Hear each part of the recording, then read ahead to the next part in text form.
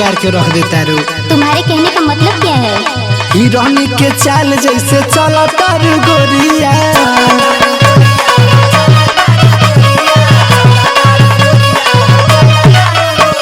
अच्छा सुना बांस के कईन जस लच के कमरिया।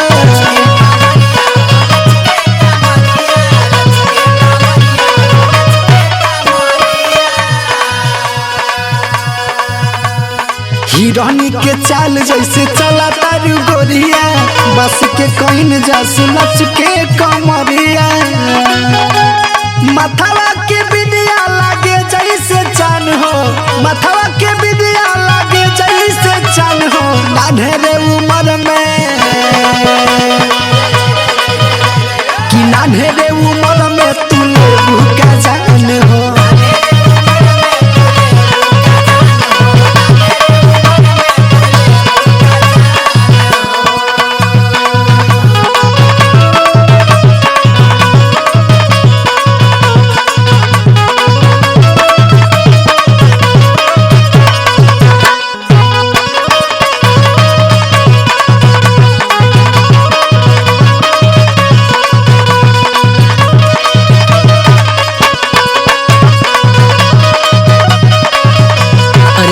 पता बा हमार तो छोड़ तोहर हाई रूप देख के लोगन पर का बीतता। मतलब देखी पगल ले तोके राहुल राजदीवा को।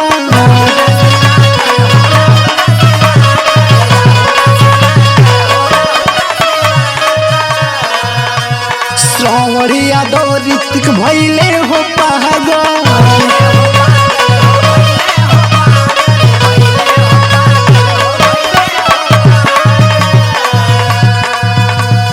देखी पगल ले तोहे राहुल राजदीवा कर। श्रवण यादव ऋतिक भइले हो पाता। अखिलेश कोइल चाहेले नेवान हो। अखिलेश कोइल चाहेले नेवान हो। नान्हे